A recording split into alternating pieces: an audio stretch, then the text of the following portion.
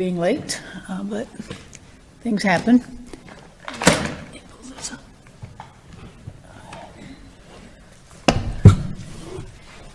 Okay, so good afternoon. Kansas is now entering the 5th week of this new coronavirus reality. We'll get started first with our daily tracking numbers. Earlier, KDHE announced that we now have 1,376 confirmed positive cases of COVID-19 in Kansas, reported from 61 of Kansas's 105 counties. There have been 62 deaths. While these new daily updates have become an unwelcome new routine for us, I know there's nothing routine about any of this for the 62 Kansas families who have lost a loved one to this deadly virus. We know your loss came suddenly, and our present circumstances prevent you from mourning in traditional ways. I want you to know that I'm thinking of you and your families and friends and your neighbors who also miss your loved one. I have a few announcements this afternoon, but will largely keep today brief. First, this morning, I participated in the governor's call with the White House. In addition to Vice President Mike Pence, we were joined by the White House Coronavirus Coordinator, Dr. Deborah Birx, and CMS Administrator Seema Verma, in addition to representatives from FEMA and the Joint Chiefs of Staff. The federal government reported on its continued efforts to ramp up testing capacity, which obviously will be critical to help us identify hotspots. And the faster we accelerate our testing capacity, the faster we'll be able to transition back to some semblance of normal. In recent days, the administration has also a number of reporting requirements for states relating to hospital utilization, PPE inventory, and lab reporting. Obviously, Kansas is taking all necessary steps to ensure we're complying with these requests for information. I also remain in close communication with our federal delegation. We've had a number of conversations with both our senators and our representatives, and later this week I'll be participating in a teletown hall with Senator Jerry Moran. I sincerely appreciate all that they are doing to advocate for Kansas's needs in Washington. With that, I have a new executive order to announce. I just signed Executive Order 2022, which extends temporary relief for motor carriers from certain rules and regulations. It will allow motor carriers to continue offering quick and efficient delivery of resources needed across Kansas to combat this health crisis. Specifically, the order lifts certain weight restrictions and permitting requirements to allow needed medical supplies, food shipments, and other items to move through Kansas as quickly as possible. These exceptions apply only to motor carriers actively participating in COVID-19 efforts. Finally, I want to provide an update on steps we are taking to address the growing unemployment rate. Within the last 3 weeks, we have had over 130,000 initial claims. Last week, we had 50,000 people file initial claims. The week before, we had over 55,000 initial claims. Over the year, initial claims are up by 3,400%, and internet claims are up 6,833%. 1 year ago, for last week, we had 1,405 claims. The rapid increase in applications has caused strain on our system. And as you may have heard me say before, the technology used in the unemployment insurance system is about 40 years old. Modernizing our Department of Labor infrastructure has been a top priority of mine since taking office. Almost immediately after starting at Department of Labor last year, Secretary Garcia set to work on system updates and changes. But you can't change decades of neglect over 40 years overnight. Instead of doing one large fix, it was pieced and patched together over the past 3 to 4 decades. Secretary of Administration Burns Wallace has her entire team under the leadership of Stacy Mill, Information Technology Officer, in charge of this diagnostic system, and she has been leading the effort in bringing together literally dozens of experts to discuss the problem and determine how to move forward. The team worked throughout the weekend. I know this process has been frustrating. We will continue to build capacity for those seeking to make unemployment claims, and we will look to finally address those information technology challenges once and for all. Before I hand it over to Dr. Norman, I have just one more thing. Obviously, we've encountered some political turbulence in our COVID-19 response requests this past week. That was followed by a busy and unprecedented weekend, including the first ever remote Kansas Supreme Court hearing and an unusual somber Easter celebration for us all. It's to be expected that tensions and disagreements would arise in an unprecedented statewide emergency response effort. We've never encountered anything like coronavirus in our lifetimes, and we're all adapting as best we can in real time. I just want to reiterate that I want and need collaboration and feedback with all of our partners at every level of government as our coronavirus response continues. That includes both the Kansas Legislature and the Attorney General. We each have a role to play, ideas to bring to the table, and a need to work together, even when we disagree. What makes our democracy so special and resilient is that it is designed as a vehicle for peaceful dispute resolution.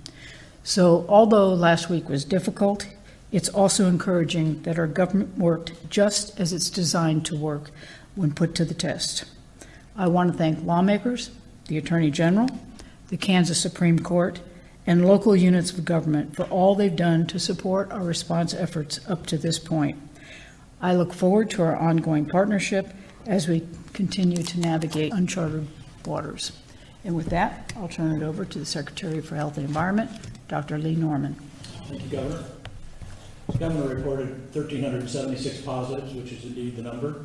I wanted to give you an idea of the trajectory. 2 days ago, we had an increase in 69 cases from one day to the next. Today was an increase in 39 cases from yesterday until today. We've rolled out our new website, by the way, kdhe.ks.gov,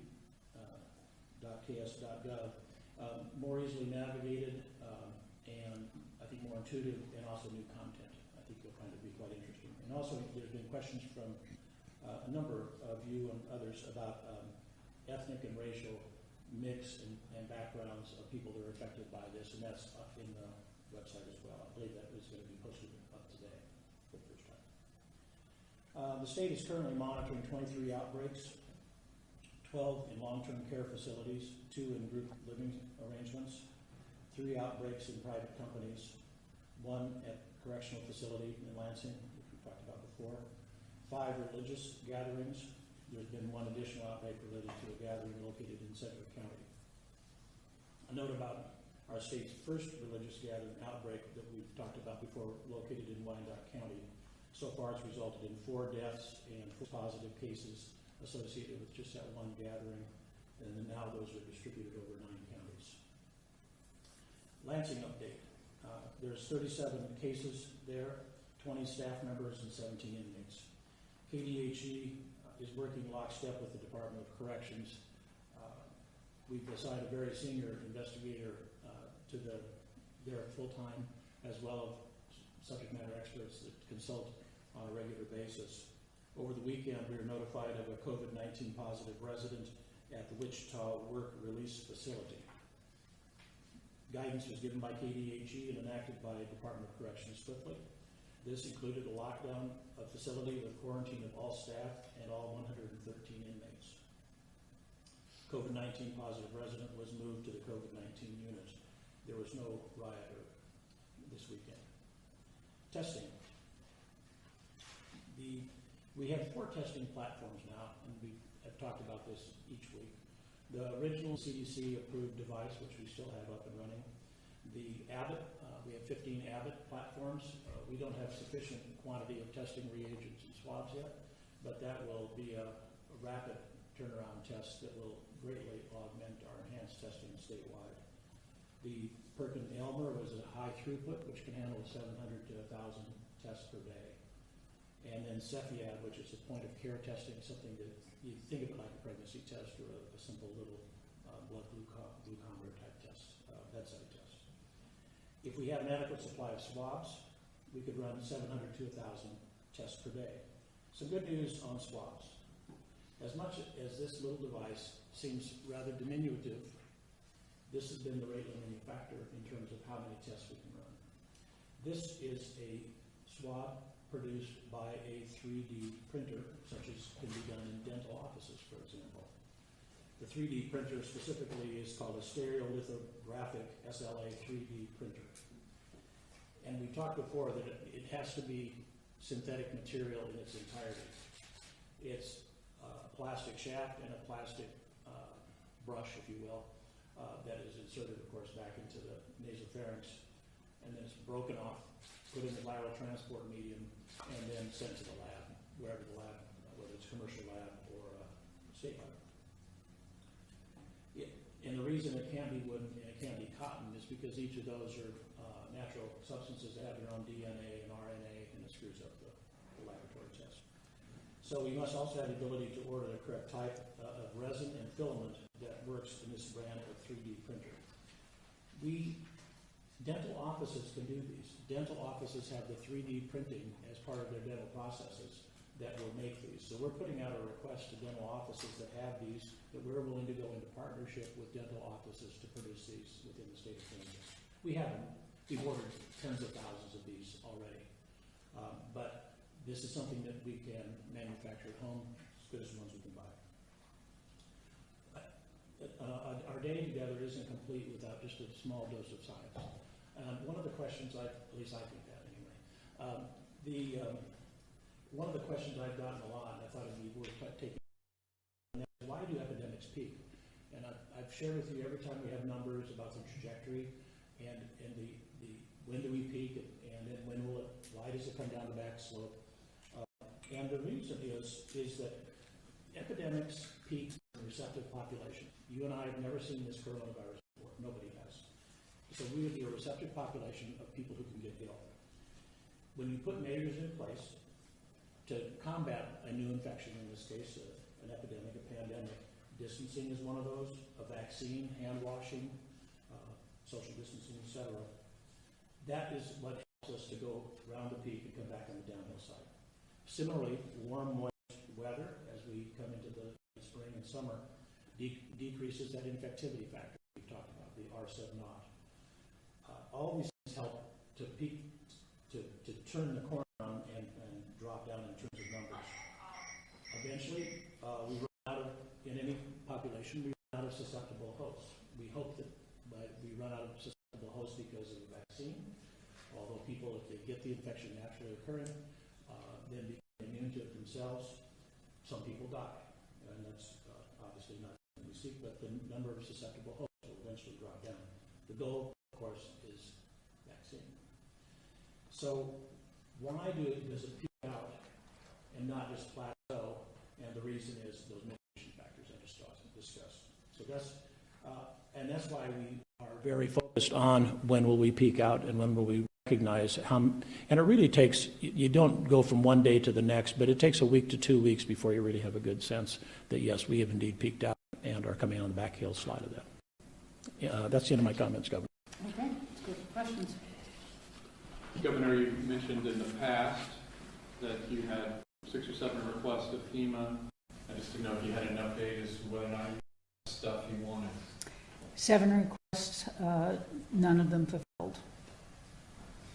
Is it possible to do a full lockdown in Lansing or other prisons where, people completely stay in their cells through this crisis? Or is that just not possible because people have to go to a certain area to eat, etc.? You know, I haven't asked that question, but I know that it is very difficult to do a complete and total lockdown. Just think about it in terms of trying to feed that many people with the amount of staff that we have.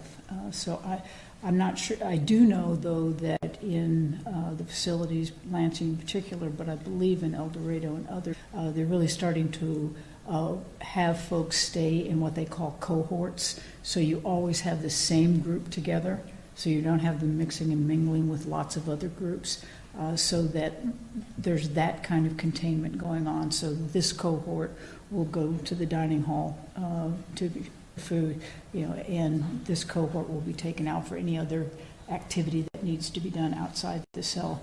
And they're segregating that way, and I think that's probably the best that they can do.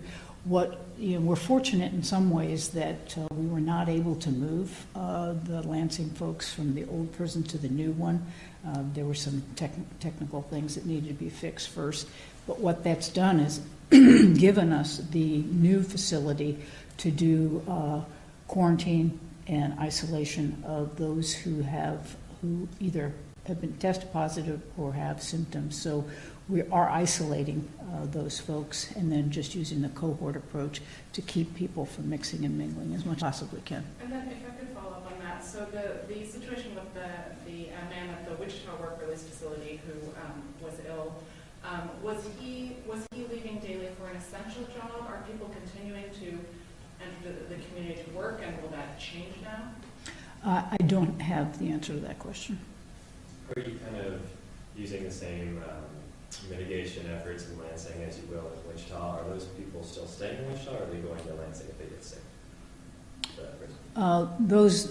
Most of the folks in the Wichita are probably out of Hutchinson, and they're not out, or El Dorado, not Lansing. Will they kind of implement exactly what Lansing's doing, or do they move to Lansing if they get sick? They have different resources in each of those facilities, so they'll probably be using their own infirmaries place. Dr. Kelly, can you circle back to the Sunday church services?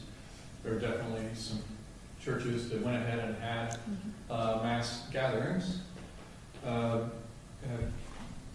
are the implications of that from your perspective? Is there anything you can do to discourage that or take more aggressive action? Or is that up to the locals?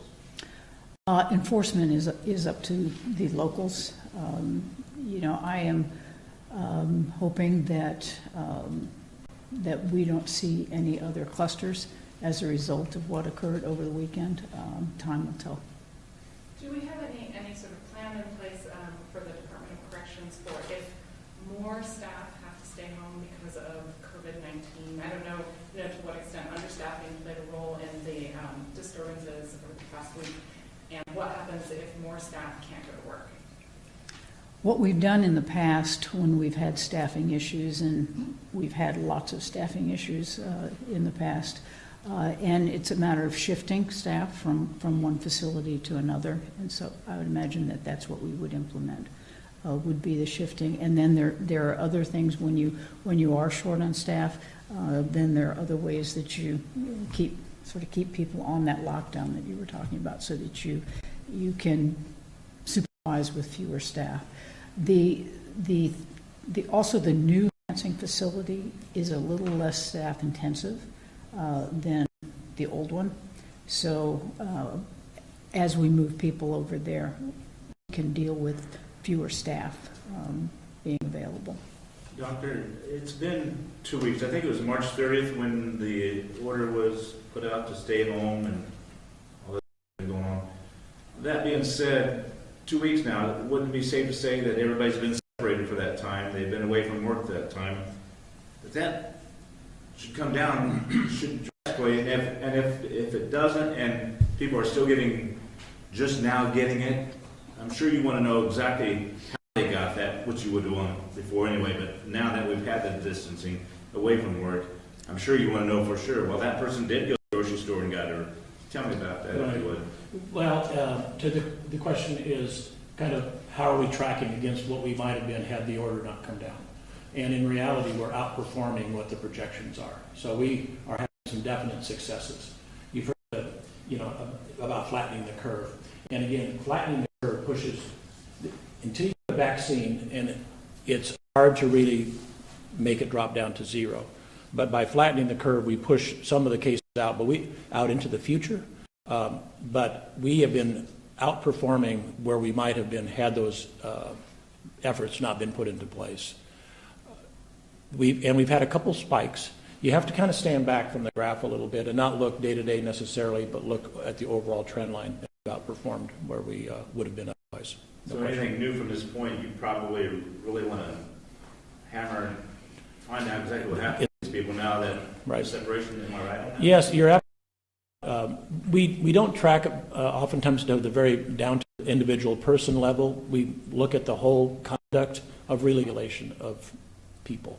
And this is not the time to let up on this, because it will rebound back if people start being casual about it. That's why coming into this last week was a Holy Week, and with all the church services and everything, I was quite concerned that people were going to let up. And I think it's encouraging that a lot of, mostly, by far and away, most of the people were very respectful and stayed home.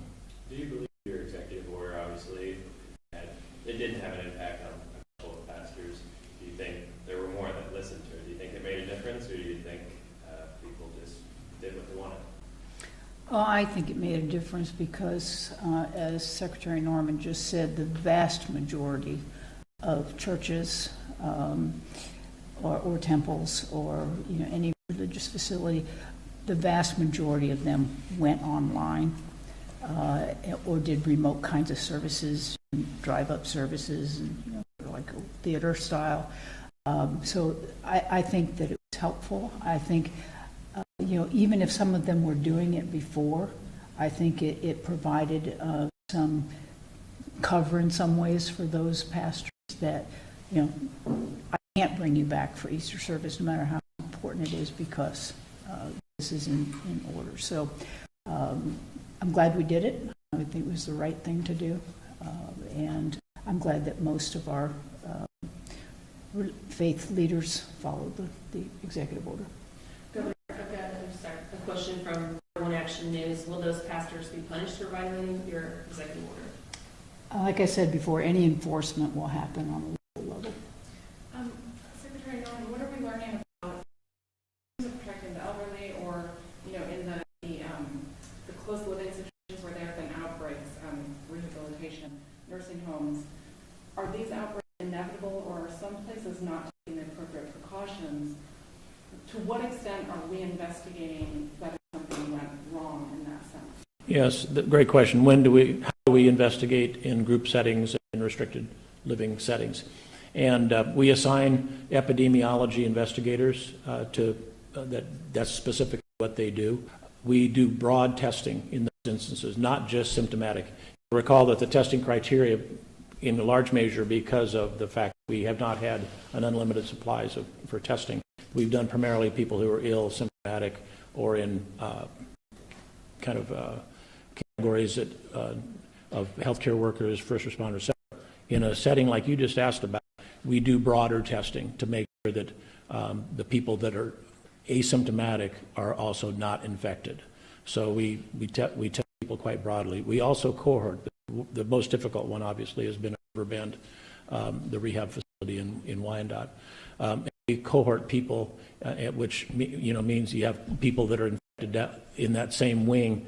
That does two things for you. One is you don't have uninfected and infected people side by side, and secondly, it helps to preserve the use of PPE because you don't have to then change every time you go from one patient to the next because everybody has it.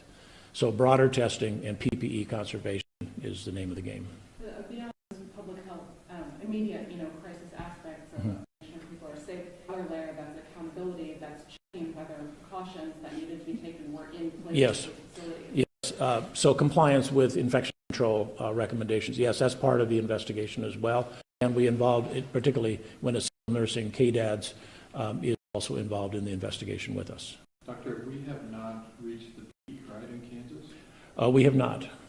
So do we, I forget the exact date that you were anticipating. Are we still in that ball?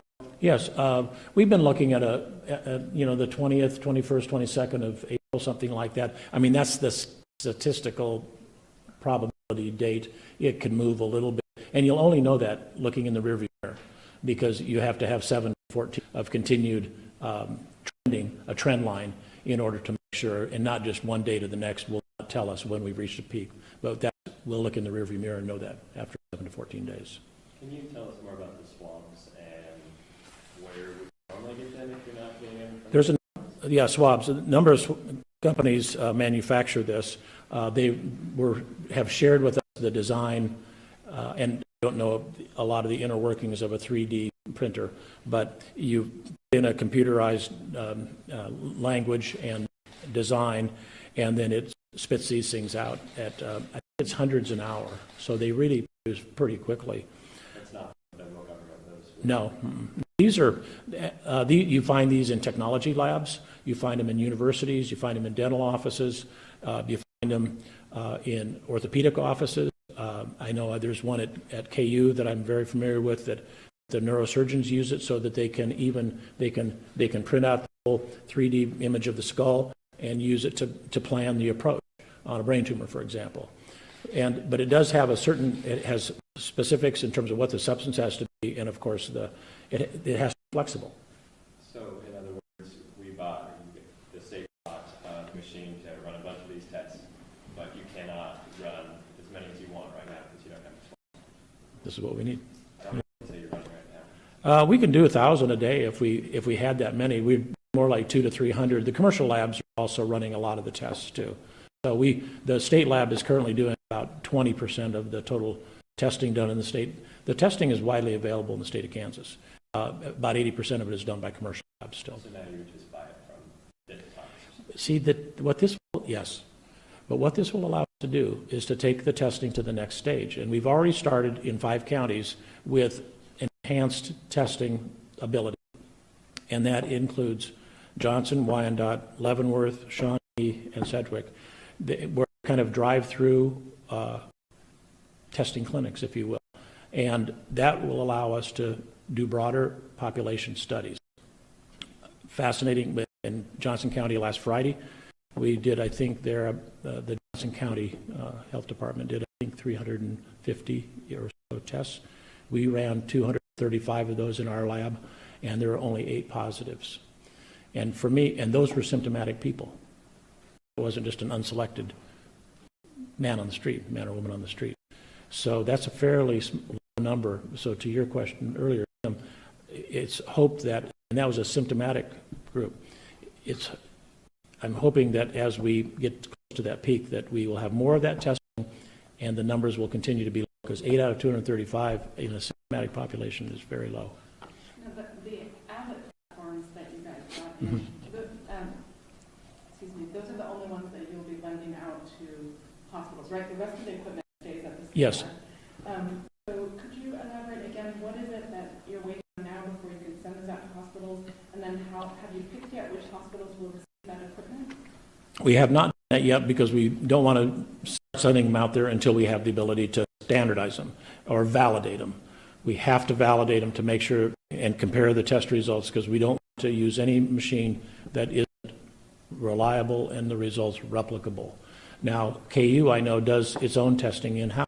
They run 2 test runs a day, and it's using an Abbott machine there, but they're limited just like we are by the swabs. We're all in it together, and we're trying our best to share the materials. On that point, just 1 second, Cindy. I've got somebody sent me a copy of a letter that the EMS Association of Kansas sent to, I think, your office, Governor, indicating that the emergency responders didn't have the protective gear that they felt like they needed. Do you have any idea if they've been sent what they want? Well, I know that we did clear out our entire strategic stockpile. It's all out to the counties. That went out last week, and so that is all gone. We're waiting on the FEMA deliveries, which are long overdue. In the meantime, though, we're actually going and purchasing through private companies, and we have done some of that. We have actually had orders that have been put in. Expected them to be delivered. They got diverted, so we have some of that going on. And I was just on the phone this morning with someone who who has a source for the N95 masks, which we desperately need at a reasonable price. So we're working that. We're working every angle we can to get this equipment in here. We know we need it for a lot of folks. We need it for our first responders. We also need it for our food service workers.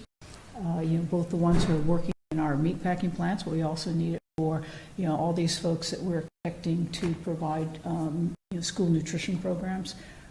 We have a desperate need for equipment, and I had a conversation with Vice President Pence last week. I gave him our top, and it was this kind of protective equipment that was at the top of our list of things to get. I'm going to see what happens if we by tomorrow. I'm going to actually call them back and see if we can't rush that up. The system that the feds have put in place really do punish states like Kansas that got on it soon, bent that curve, and have not had those real hot spots because the system, the distribution system that the feds have set up is really going to the New Yorks and Chicagos and the Louisianas and not to the states where we were able to keep the numbers down. I've asked them to consider changing that and putting in something a little more, if they're not willing to let FEMA be the sole customer, which is the way it has always been done. They buy everything and get it out to the state. If they won't go that way, they want to keep this private model, fine, but then let's put a distribution model in that mirrors what they did with the stimulus package, where every state got something, and then states with greater needs got more. But at least every state got something, and if they would put that kind of delivery system into the equipment, we'd be in a whole better shape. Governor, from the Associated Press, if Trump declares an end to his stay-at-home order, will you do as well for Kansas? We will be, moving ourselves back to normal as the science allows. I'm certainly going to be consulting with Secretary Norman and others who are looking at these issues, and when it is safe, we will start to lift the restrictions, but not until. Governor, we have another question. Yeah, so people, as I said earlier, people are struggling to offer unemployment through the website and through phones. Do you have any advice for them, how they can handle the process? Said it was down. It was down. It is back up. It was down early this morning, I think, but it is back up. It is moving slowly. There is no doubt about it. It is a very old system. It has just been patched together. We are doing, and unfortunately, we were in the process of modernizing the system, and then this hit, and we sort of had to put that on hold. But we are looking for ways to simultaneously deal with this old system that we've got and modernize the other. When I said before that we had folks, we had sort of a SWAT team working on this. Some of the best technology minds in the state were on the phone for 10 hours over the weekend trying to figure out a way that we could put together the modern system and then migrate this old system over there. But it's sort of like repairing the plane in the air. That's where we are right now. I just have to continue to ask people to be patient, to understand that they really are doing the best that they possibly can. We've told them before that the website is the best way to go when it's up, and it is up. So go to Kansas.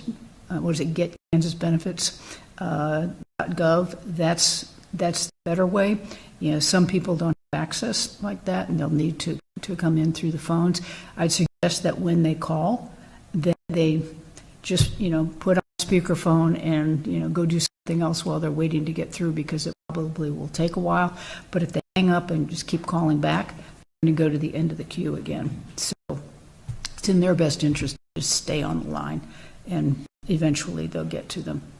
Kelly, I tried to watch the video with the Labor Department on how to file for unemployment, and that did not work. So I have a question for you.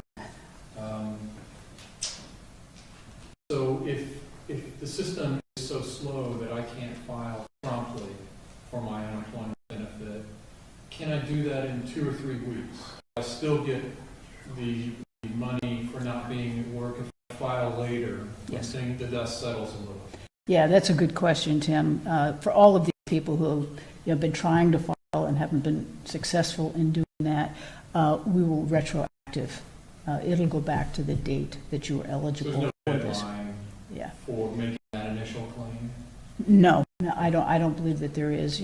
We recognize that the system is a bit of a problem. The other thing I saw a couple of questions from people who are gig workers or self-employed dressers and people like that. They are eligible for unemployment. The feds waived some of those requirements and allowed those folks to also be eligible. But unfortunately, what they have to do is they have to apply and be denied, and then they can come in and get the unemployment. So it's, and that's nothing for our doing. That's just the way that the feds have set it up. They actually have to be denied. And there were people frustrated on Facebook today saying, I'm a hairdresser, I applied, got denied. Yep, I know. Go back and do it again, and you'll get in. Governor, any other steps that we're taking to prevent further cases of COVID-19 in prisons? I mean, we've got the cohort approach, which still involves a lot of people having contact with each other. We've got distribution of cloth masks, which we know are not terribly effective. Any other steps for prevention? Well, we did take some initial steps too, where there are absolutely no visitors. So we're limiting the number of folks who can come into the facility. We're also checking everybody who does, any employee who comes in, gets the temperature check before they're allowed to come into work. So we're doing all of those kinds of things to limit the spread within our institutions. It's a problem, and we know it, and I think we're really trying to do everything that we can to limit the amount of spread that occurs there. And I have one more thing to add, Trevor, and that is a next step that will help us is when we can do the blood test for antibodies that will tell us if the person has had the infection and immune, then we can cohort those people with similar that are also immune, and then not mix people that are susceptible and then those that will know what those populations are. We can place offenders better once we know that. And I hope that we have this testing capability within a couple of weeks. It'll tell us a lot. We've seen a lot of people asking for release of prisoners. Is that kind of the last thing you would like to do, or are you still considering it? No, actually, that's a conversation that I've been having with the Corrections Secretary long before coronavirus became an issue. We, for a whole host of reasons. One, because we probably have imprisoned people that we didn't need to for low-level drug offenses and those kinds of things. So we started looking at that a while ago. Everybody makes it sound so easy to do that. It's not. There are a lot of hoops that have to be jumped through before you can actually let the person out. I think the other thing we want to be particularly careful about too, I know that other states did some wholesale before coronavirus, did some wholesale release. Well, that can really put a shock on a community if you've got a lot of folks coming back, who don't have viable release plans. They don't have a job, maybe don't have a place to live, don't have a paycheck coming in, don't have a driver's license. So there are a lot of things that you need to do if you're going to do this and do it right. We've got some things in motion right now specific to the coronavirus and specific to people who are very close to their release time anyway. But there are all sorts of legal hoops that we have to jump through to be able to actually do it. Secretary, how do you determine what type of test to use on a patient? Is it just what's readily available? It depends on the purpose, what test to use. If we do what's called population studies, and we know that in the state of Kansas, if we can do 15,500 randomly chosen Kansans, we will be able to predict the incidence county by county and statewide. If a person is ill, we do the nasal swab, and that tells us if they have active disease. If, as part of population study, to find out who has had it, where are they, what kind of aggressive targeting do we need to do to quarantine, then it really helps us to add that blood test back in. So we don't have the full toolkit yet for all the testing, but the way I think about it is really a fork in the road, population studies to help us guide our quarantining and isolation methods, and then the other one is managing ill people. Those are two different testing strategies. One more question? Secretary, which type of serological testing are we going to use? I know that you can test for short-term antibodies or long-term. We'll do both. Yeah, IgM for the shows a recent infection, and IgG, which is the antibody that shows a more time remote infection. Yep. Okay. We'll do both. Thank you. Secretary, how many swabs would you want just from 1,000? Oh, 100,000. Is that- Yeah.